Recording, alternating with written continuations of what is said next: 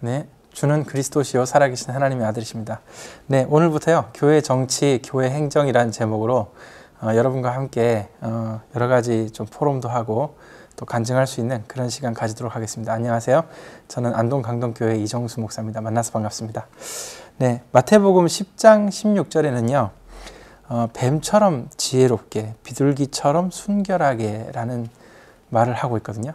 근데 여러분 한번 생각해 보시죠.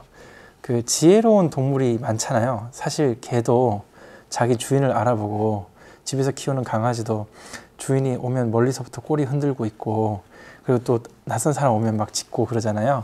사실은 그런 분별력이라든지 이런 것 오히려 개도 다 알아보고 있는데 어떻게 뱀처럼 지혜롭게 라고 말씀하셨을까? 성경에 보면 뱀은요 조금 사탄을 상징하는 그런 동물입니다. 옛뱀, 마귀. 그리고 성경에는 뱀을 결코 좋게 얘기한 본문이 거의 없거든요. 근데 오늘 본문에는 뱀처럼 지혜롭게 이런 말을 하고 있습니다. 비둘기처럼 순결하게는 좀 이해가 쉬워요. 왜냐하면 비둘기는 그래도 성령을 상징하고 좀 그런 이제 이미지가 있거든요. 그래서 좀 이해를 하겠는데 비둘기처럼 순결하게 이러면 이제 이해를 합니다. 그런데 뱀처럼 지혜롭게라. 그래서 이제 우리가 보면요, 그 뱀은 사실은 이제 사탄적인 어떤 상징을 많이 담고 있는 동물이 맞습니다. 그런데 왜 뱀처럼 지혜롭게라고 말씀하셨느냐? 그것도 예수님께서 직접 그렇게 말씀하셨는데요. 도대체 왜 그러셨을까? 그 이유는 바로 우리가 세상을 살아갈 때 악한 것을 보며 그것을 이길 수 있는 그런 것들을 배워야 하기 때문에 그렇습니다. 여러분 또 하나 생각해 보시죠. 양을 이리에게 보내신 이유가 무엇일까요? 분명히 그 이리는요 양을 당연히 이깁니다. 근데 하나님께서 우리 주님께서 제자들을 현장에 파송하실 때 양을 이리에게 보내는 것과 같다 이런 얘기 하셨거든요. 그러면 지는 거 아니냐? 제가 이제 이런 본문을 읽어볼 때 제가 드는 생각은 하나님께서 대역전, 대반전을 준비하시는 게 아닌가 이제 그런 생각이 들거든요. 우리가 생각할 땐 당연히 질 수밖에 없는 싸움이지만 하나님께서는 이 싸움을 대역전하셔서 반드시 이길 수밖에 없는 싸움으로 하나님께서 그렇게 원하시는 것이다. 이런 확신이 듭니다. 여러분 그 사탄의 전략을 잘 알아야 됩니다. 분명히 성경 말씀에 뱀처럼 지혜롭게라고 말씀하셨으니까요. 사탄의 전략을 먼저 잘 알아야 됩니다. 오늘 우리가 배워야 될 게 교회 정치, 교회 행정인데요. 사탄은요 공중 권세 잡은 자라 그랬죠. 그러니까 사실상 일반 성도들이 교회에서 신앙생활을 하고 이런 건 전혀 문제가 없습니다. 복음 깨닫고 뭐 은혜 받고 또 뭐 기쁨으로 신앙생활을 하고 다 할 수 있죠. 그런데 사탄은 어떻게 교회를 무너뜨릴 것 같습니까? 새신자 통해서 절대 무너뜨릴 리가 없습니다. 새신자를 통해서 교회가 무너진 역사는 단 한 번도 없습니다. 대신 그 교회 지도자들, 특히 중세시대에는 다들 알다시피 교황의 부패와 타락, 또 중세 사제직을 이제 매매하는 그런 일들이 이제 이제 사회가 부패하면서 그런 일들이 일어났거든요. 그래서 그런 신부직을 막 매매해가지고 돈 주면 사고 막 이렇게 했다는 것이죠. 그래서 사탄은요 공중 권세를 잡은 자인데 교회 안에서도 어떻게 틈을 타느냐, 즉 부와 권력, 즉 높은 자리와 또 여러 가지 재정 문제 이런 것들을 건들게 돼 있다라는 사실입니다. 성경에 요한복음 16장 10절에서 12절 말씀 보니까요 거기도 세상 임금 이렇게 얘기합니다. 역시나 같은 맥락이죠. 사탄은 권세와 부를 이제 틈타 가지고요 거기서 속게 만들고 다 무너지게 만든다. 여러분 그래서 한번 주변에 보십시오. 교회, 큰 교회든 작은 교회든 교회 안에 일어나는 문제를 가만히 한번 생각해 보시기 바랍니다. 왜 문제가 일어나나요? 뭐 여러 가지 이유를 댈 수 있겠죠. 그러나 그 문제, 겉으로 드러난 문제는 결국 뭔가요? 목회자의 어떤 여자 문제 아니면은 뭐 이 재정 문제 또는 여러 뭐 장로나 뭐 권사나 교회 안에서 무슨 혹시 뭐 다단계나 뭐 이런 게 있어가지고 뭐 재정의 문제, 뭐 누구 돈을 빌린다거나 뭐 개 모임을 했다거나 뭐 그런 문제도 우리는 뭐 들어본 적이 있고요. 또 보면 뭐 재정을 관리하는 분들이 혹여나 이렇게 재정에 손을 대서 또 문제가 발생하거나 이런 경우를 우리는 좀 심심치 않게 듣고 있고요. 또 그것 때문에 결국 또 이제 문제가 생기는 그런 것들을 우리가 알 수 있습니다. 그리고 또 보시면 뭐 여자 문제, 돈 문제 이것뿐만이 아니라 결국에 보면 높은 자리 때문에, 예를 들어서 뭐 총회장이 누가 될 것이냐 뭐 이런 거 가지고 굉장히 뭐 총회가 어지럽다거나 혼란하거나 뭐 이런 것도 있을 수 있고요. 그 외에도 뭐 한국 교회를 대표하는 뭐 자리다 이러면 이제 뭐 청와대 조찬기도회 이런 데 나가게 되고 뭐 이런 어떤 뭐 한국에서 알아줄 만한 그런 목회자다 뭐 이런 거에 대해서 굉장히 이제 좀 인정받고 싶다고 해야 되나 뭐 이런 부분들이 좀 아무래도 있는 것 같아요. 그래서 누구든지 제가 생각할 땐 누구든지 높은 자리에 올라가면 이 사람이 또 마음이 바뀌고 생각이 달라지는 것 같습니다. 그래서 여러분들이 교회 정치와 교회 행정을 잘 배우셔가지고요, 이런 문제를 미연에 방지를 해야만 사탄의 틈을 타지 않지, 우리가 정말 이 좋은 복음을 실컷 들고 이 복음을 담아낼 수 있는 그릇을 잘 갖추지 않는다면, 그렇다면 문제를 막을 수가 없죠. 그럼 사단이 틈을 타게 된다는 사실입니다. 그러면 결국에는 전도를 못해서 교회가 문제 생기진 않습니다. 진짜 전도는요, 교회 안에 원만한 행정과 의사소통의 그 어떤 진행이 원만하고, 그리고 또 교회 안에 여러 가지 함께 협력할 수 있는 그런 구조로 되느냐, 말로만 원네스 아니라 진짜 복음의 원네스 할 수 있느냐. 복음을 많이 들어서 원네스 되진 않습니다. 복음이 실제 적용되어야 원네스 되겠죠. 자, 그래서 그런 문제입니다. 사탄의 전략은 아까 말했듯이 정치와 행정을 장악하는 것이다. 요거 꼭 기억하셔야 됩니다. 그러면 이제 두 번째인데요. 그러면 우리가 교회 정치, 교회 행정을 왜 배워야 되느냐? 첫 번째로 사탄의 전략이 이렇다, 그래서 배워야 된다, 이런 말씀을 드렸고요. 두 번째로 교회 정치와 행정을 배워야 될 이유는 바로 인간의 죄악이, 사단이 굳이 속이지 않더라도 인간 스스로 잘 속습니다. 인간 스스로 창세기 3장의 문제라는 게요, 생각보다 우리 인간은 유혹에 잘 빠지는 존재라는 걸 아셔야 됩니다. 원래 하나님의 형상이요, 원래 정말 하나님의 그 것으로 그 성품이나 정말 하나님의 것을 회복하여 살아갈 수 있는 그런 존재임에도 불구하고 우리 인간은 어느 순간부터 이 창세기 3장 이후부터 인간은 잘 속기 시작합니다. 그래서 그런 연약한 존재죠. 우리는 자유의지를 지금도 갖고 있는데요, 우리는 때때로 속습니다.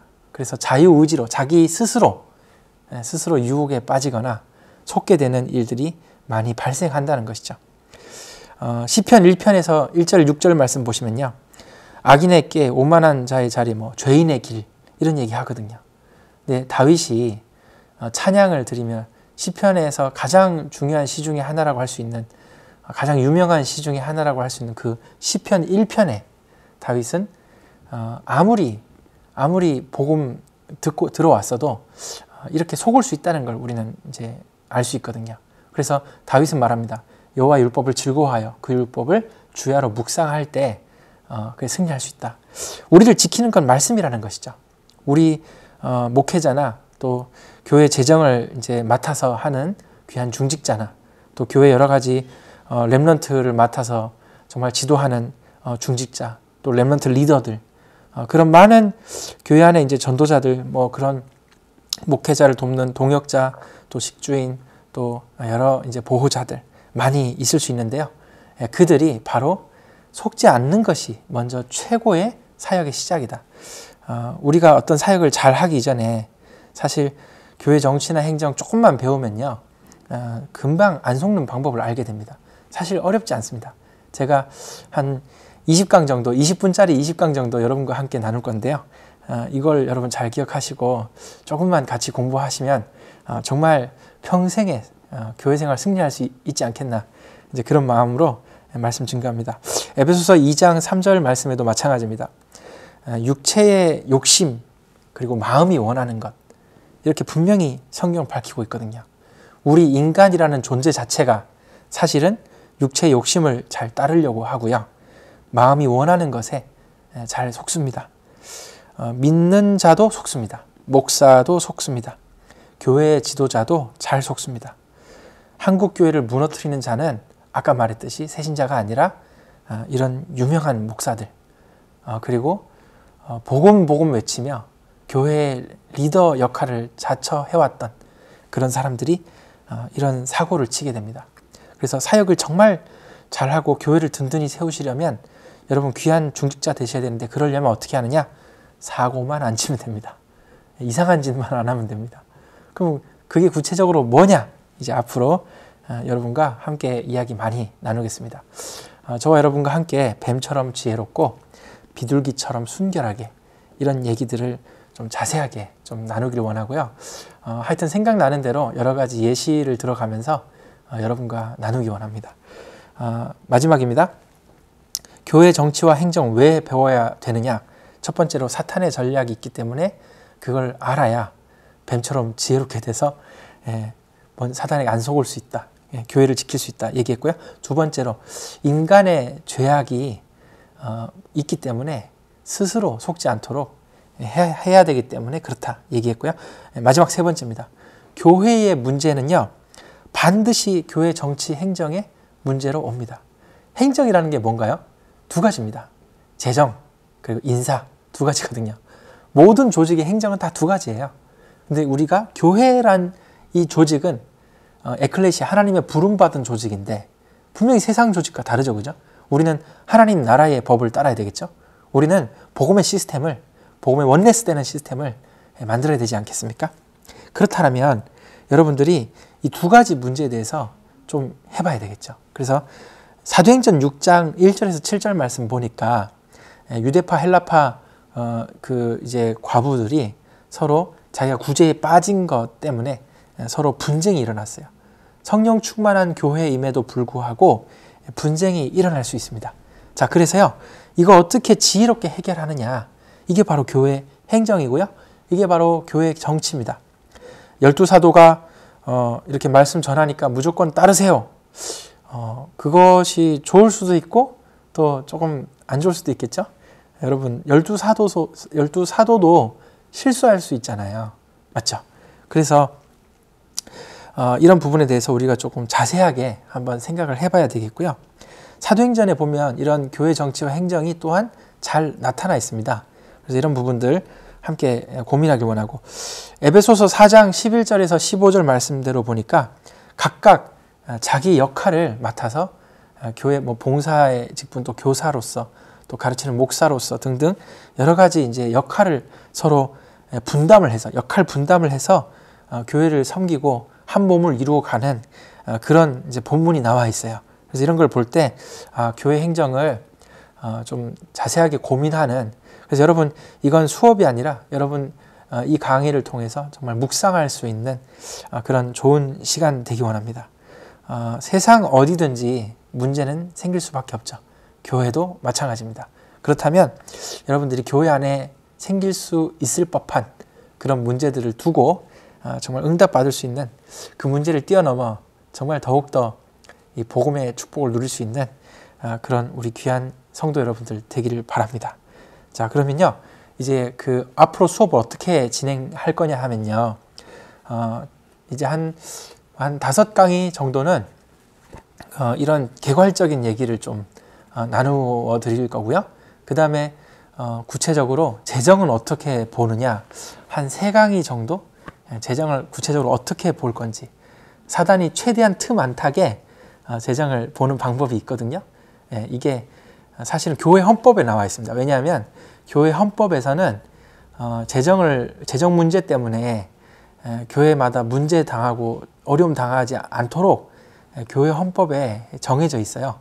근데 이 교회 헌법은 또 한 2000년 역사 동안에 이걸 이제 그 시행착오를 거쳐서 찾아낸 겁니다. 특히 종교개혁 이후에 찾아냈고, 또 특히 우리나라 교회 헌법들, 장로교 헌법들은 주로 미국 그 장로교에서 거의 많이 따왔어요. 그래서 미국 장로교가 시행착오를 통해서 어떻게 하는 것이 좋은지 그걸 찾아냈습니다. 그래서 그걸 우리가 같이 좀 보면서, 제가 교회헌법을 일일이 다 공부할 건 아니고요.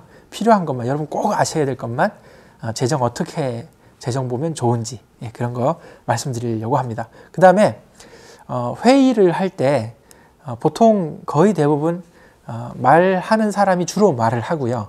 거의 대부분 생각이 있어도 말 안 하는 사람 거의 안 하거든요. 근데 하나님의 뜻을 따르고 쫓기 위해서는 이런 걸 어떻게 잘 아울러서 함께 협력할 수 있는지, 그래서 회의법 같은 것도 조금 알려드리도록 하겠습니다. 그래서 재정 관련해서 한 두세 강의, 회의는 제가 볼 때 한두 강의 정도 여러분과 나누길 원하고요.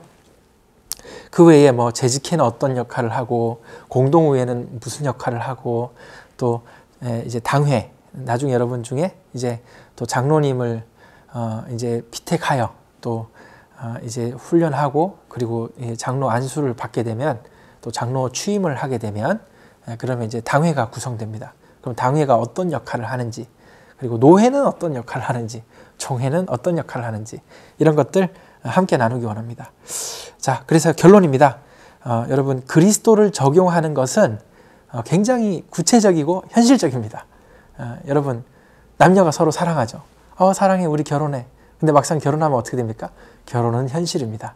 마찬가지입니다. 우리가 복음, 진짜 하나님과 사랑하며 우리 신앙생활 하는 건 진짜 너무너무 감격스럽고 좋은 일이죠. 그런데 함께 원네스 이루어 정말 교회라는 이 복음 공동체를 든든히 세워나가는 것은 이건 현실입니다.